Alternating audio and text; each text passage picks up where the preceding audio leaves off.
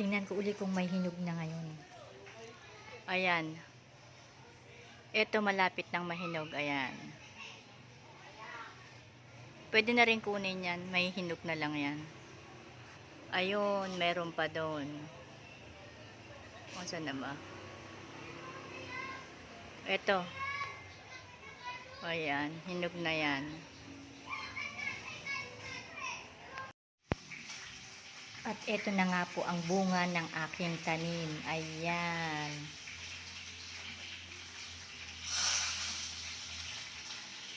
Ito ang na-harvest ngayong araw.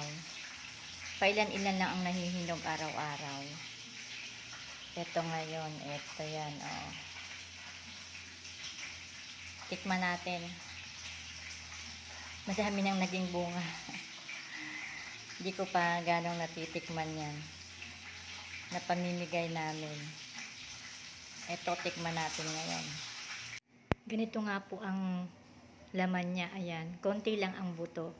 Gaya ng naipakita ko na sa mga naunang vlog ko. Konti lang ang buto ng atis na ito. Iba pong variety itong atis na ito. Kaya ganito. Na-search ko rin sa kay na ito ay tawag dito ay Atimoya. Naitanim ko to noong 2020.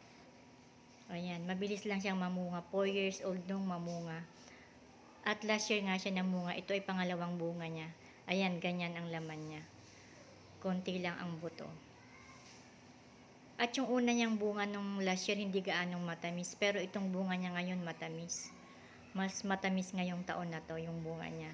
At saka mas malalaki ngayon. Itong pangalawang bunga niya. Kaya ayan, ganyan lang ang laman niya. Konti lang ang buto. Parang guyabano. Kasi medyo makapal din yung balat niya. Parang guyabano.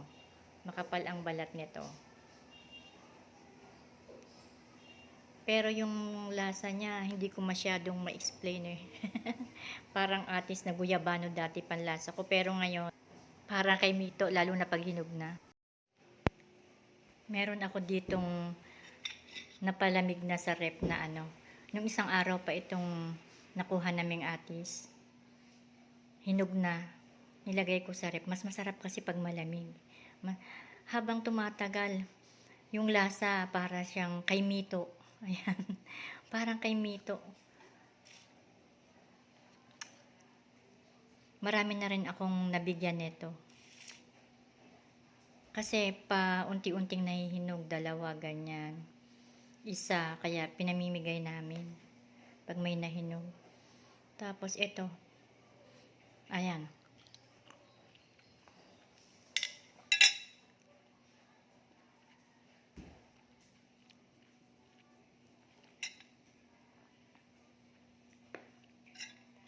Yung pag hinog na siya parang lasang kay Mito. Sarap. Matamis. Masarap talagang kainin kapag tanim natin, no? Ang tamis niya.